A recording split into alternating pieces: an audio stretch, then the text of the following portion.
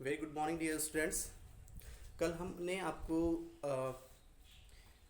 Series and parallel combination का एक question दिया हुआ था। उसमें हमें दो फिगर दिए हुए थे। ठीक है, फर्स्ट वाले फिगर से हमें I1 की वैल्यू फाइंड करनी थी और सेकंड वाले फिगर से हमें I2 की वैल्यू फाइंड करनी थी। आफ्टर दैट हमें क्या करना था, I1 और I2 का रेशियो निकालना था। फिगर जो दिया था कुछ इस तरह से था।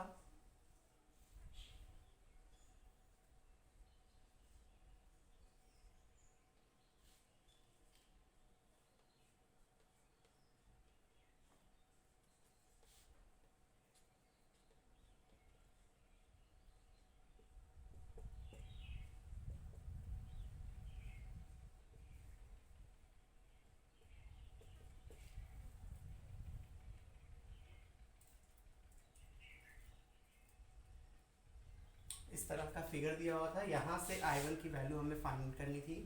बच्चों, इस फिगर को देख के हमें ये पता चल रहा है कि अगर I1 करंट यहाँ से जा रही है, यहाँ से होते हुए जब इस पॉइंट पे पहुँचेगी तो वो दो पार्ट्स में डिवाइड हो जाएगी। ठीक है, एक पार्ट तो ये होगा और एक पार्ट ये होगा। तो फिलहाल मान लेते हैं हम इस पार्ट से करंट जा रही है। ठीक, इधर से तो कोई रेजिस्टेंस लगा नहीं हुआ है, तो मान लेते हैं इधर से होकर के ऐसे जा रही है। तो यहाँ पे कहीं पे आपको डिवीज़न दिख नहीं रहा है, क्योंकि यहाँ से होते हुए यहाँ तक चली जाएगी। इसका मतलब क्या है कि ये कैसा कॉम्बिनेशन है, सीरीज कॉम्बिनेशन। अगर हम आर इक्विवेलेंट निकालें यानी कि आरपी निकाल दें तो हो जाएगा R1 plus R2, that is 3 plus 2। It means RP equal हो जाएगा 5 ओम। ठीक है ना, हमें क्या करना था, I1 की वैल्यू फाइंड करनी थी। हमने इक्विवेलेंट रेजिस्टेंस जो है इस सर्किट का वो निकाल लिया हुआ है, 5 ओम आ गया है। हमारे पास फॉर्मूला है on applying Ohm's law. Ohm's law, ठीक है। V इक्वल क्या होता है, IR होता है। अब I तो I1 है, ये I1 की वैल्यू फाइंड करनी थी। I1 इक्वल हो जाएगा क्या, V बाई R। तो V कितना दिया हुआ है, 3 वोल्ट दिया हुआ था। R कितना दिया, 5 दिया हुआ है। इट मीन्स 0.6 एम्पियर I1 की वैल्यू आ जाएगी। I1 की वैल्यू कितनी आई, 0.6 एम्पियर। ठीक है, एक और फिगर दिया हुआ है हम लोगों को। उसमें हमें क्या करना था, I2 की वैल्यू फाइंड करनी थी। किसकी वैल्यू फाइंड करनी थी, I2 की वैल्यू फाइंड करनी थी। और फिर हमें क्या निकालना था, रेशियो निकालना था। ये हो गया ये, और यहाँ पे एक वोल्टमीटर लगा हुआ था।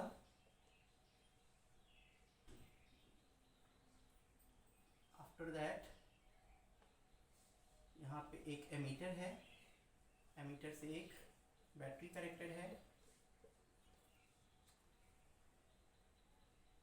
ये I2 प्लस माइनस, ये हो गया कितना, 3 ओम। ये हो गया 2 ओम। अब देखिए, मान लेते हैं यहाँ से करंट I2 जा रही है, यहाँ से होते हुए जाएगी। इस जंक्शन में जब पहुँचेगी तो यहाँ पे और यहाँ पे दो जगह पे डिवाइड हो रही है करंट, है ना। मतलब दो पार्ट्स में ये करंट जो है वो डिवाइड हो जा रही है, बट जा रही है। ये करंट यहाँ से होता हुआ जाएगा, ऐसे इस रेजिस्टेंस से होता हुआ, यहाँ से होता हुआ इस पॉइंट पे पहुँचेगा। ये करंट इस डायरेक्शन से जाएगा, यहाँ से होता हुआ इस पॉइंट पे पहुँचेगा, और यहाँ से जो करंट निकलेगी वो दोनों का क्या होगा, सम होगा। ठीक, इससे हमें क्या पता चल रहा है, इससे हमें ये पता चल रहा है कि ये दोनों जो रेजिस्टेंसेस हैं वो पैरेलल कॉम्बिनेशन में हैं। और पैरेलल कॉम्बिनेशन के लिए हम लोगों को पता है formula R1 into R2 upon R1 plus R2। ठीक है, 2 into 3, 2 plus 3, it means 6 upon 5। 6 upon 5 हो जा रहा है ये। 6 अपॉन 5 को हम 1.2 एम्पियर भी बोल सकते हैं। ठीक है, सॉरी 1.2 ओम बोल सकते हैं। आर इक्विवेलेंट की वैल्यू कितनी आई, 1.2 ओम आ गई। Now again on applying Ohm's law, on Ohm's law, अगर दोबारा से हम ओम्स लॉ अप्लाई कर रहे हैं, V इक्वल आई आर, तो ये I जो है I2 है, I2 इक्वल हो जाएगा V बाई आर। V की वैल्यू है 3, इसकी वैल्यू है 1.2। ठीक है, तो यहाँ पे हम 10 से ऊपर और 10 से नीचे क्या करेंगे, मल्टीप्लाई कर लेंगे, हो जाएगा 30 अपॉन 12। I2 की वैल्यू कितनी आएगी, I2 की वैल्यू आएगी 2.5। I2 की वैल्यू कितनी आएगी 2.5। अब हमें क्या करना था, I1 और I2 का रेशियो निकालना था बच्चों। I1 और I2 का क्या करना था, रेशियो निकालना था। हम क्या करेंगे, I1 अपॉन I2 कर देंगे, ठीक है। I1 की वैल्यू 0.6 एम्पियर आई थी, इसकी वैल्यू आई थी 2.5 एम्पियर। अब यहाँ पे हम 10 से ऊपर और 10 से नीचे क्या करेंगे, मल्टीप्लाई कर देंगे, तो हो जाएगा ये 6/25।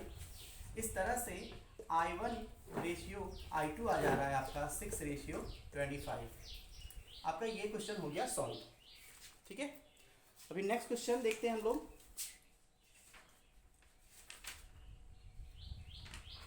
बहुत ही सिंपल सा है।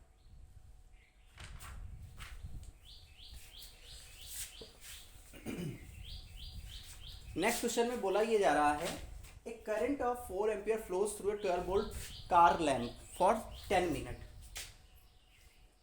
करंट की वैल्यू दी है कितना, 4 एम्पियर, आई इक्वल दिया हुआ 4 एम्पियर, वी दिया हुआ है कितना 12 वोल्ट, टी दिया हुआ है कितना 12 मिनट, सॉरी 10 मिनट, 10 मिनट दिया हुआ है। आपसे पूछ रहे हैं what is the energy consumed, energy पूछ रहे हैं।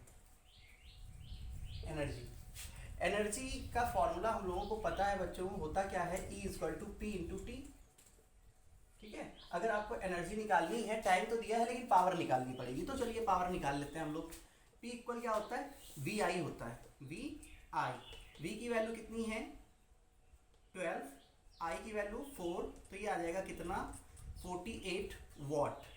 अगर इसको हम किलोवाट में चेंज करें तब P इक्वल हो जाएगा 48/1000, यानी कि 48 × 10⁻³ किलोवाट हो जाएगा ये, ठीक है।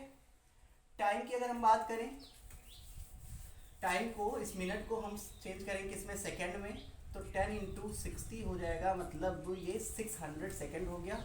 और 600 सेकंड को अगर हम चेंज करना आवर में, तो ये हो जाएगा 3600, ये हो जाएगा आवर में चेंज, मीन्स 1/6, मीन 1/6 आवर हो जा रहा है, ये 1/6 आवर हो जा रहा है। अब हम निकालेंगे E = PT वाले फॉर्मूले से एनर्जी कंज्यूम्ड, ठीक है।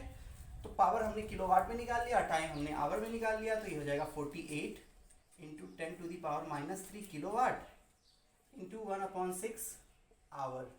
6 से ये कटेगा, आएगा 8, तो आ गया कितना, equal 8 × 10⁻³ kilowatt hour.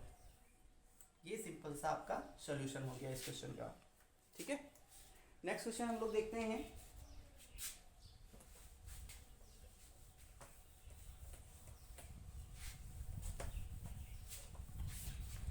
Next question में दिया हुआ है, a 40 watt lamp and a 60 watt lamp are connected in series with 220 volt mains. मान लेते हैं एक लैम्प है बल्ब, ठीक है, वो 40 वाट का है और दूसरा है 60 वाट का, दोनों सीरीज में कनेक्टेड है। किससे कनेक्टेड भैया, एक सप्लाई से, 220 वोल्ट सप्लाई से कनेक्टेड है।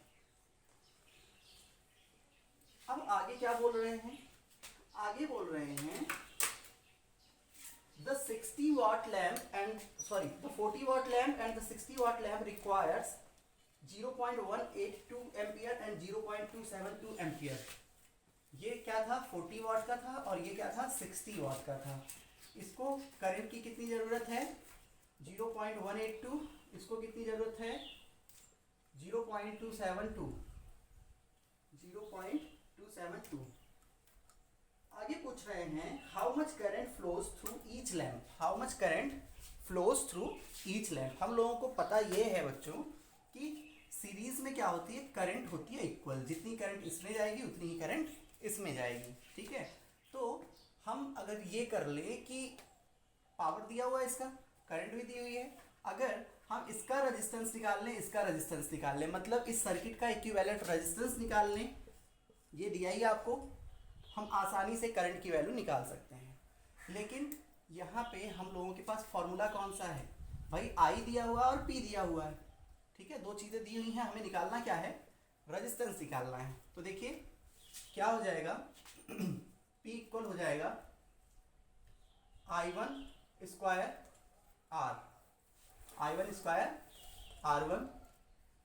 तो R1 इक्वल हो जाएगा P अपॉन I1 का स्क्वायर। P कितना है 40 वाट दिया हुआ है, I1 कितना है 0.182 दिया हुआ है, इसी का क्या कर देना है, स्क्वायर कर देना है। वैल्यू कितनी आएगी इसकी, इसकी वैल्यू 1280 ओम के अप्रॉक्स आएगी R1 की वैल्यू। ठीक ऐसे ही हमें क्या करना है, P equal I2 square R2 कर लेना है। R2 की वैल्यू हो जाएगी P अपॉन I2 का स्क्वायर, इसकी वैल्यू है 60 वाट अपॉन I2 की वैल्यू कितनी है 0.272 का स्क्वायर करेंगे। इसको जब सॉल्व करेंगे बच्चों तो कितना आएगा 811.0। अब देखिए दोनों का हमें पता चल गया R1 और R2, तो हम लोगों ने R1 और R2 निकाल लिया। अब इस सर्किट का जो टोटल रेजिस्टेंस है वो भी निकाल लेते हैं हम लोग।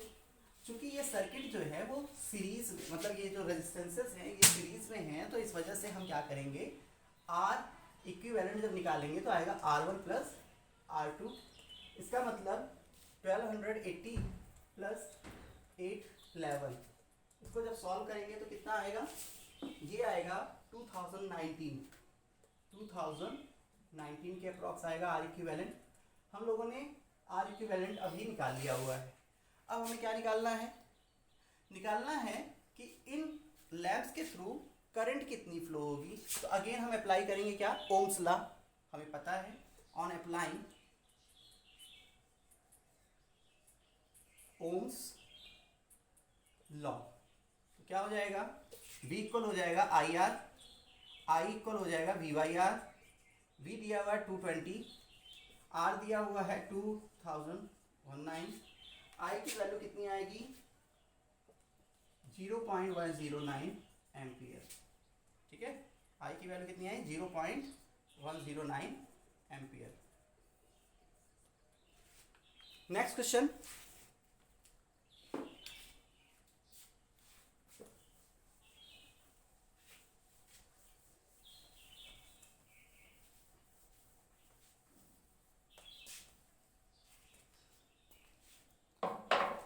नेक्स्ट क्वेश्चन ये आपको घर से करके लेके आना है बच्चों।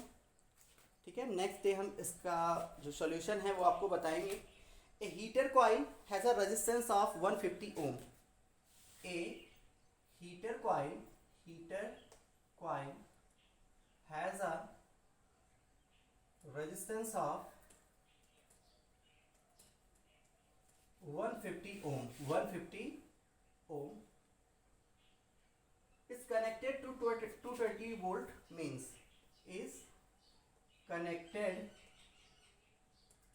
to 220 volt means। आगे क्या दिया हुआ है, find the amount of electrical energy consumed in 10 seconds, sorry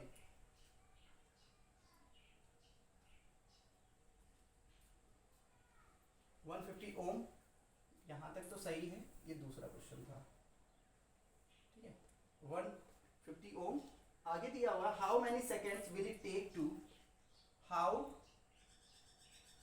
many seconds will it take to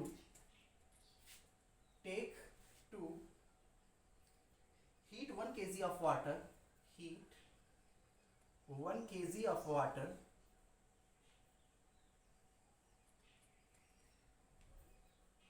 from 20 degree centigrade to 60 degree centigrade।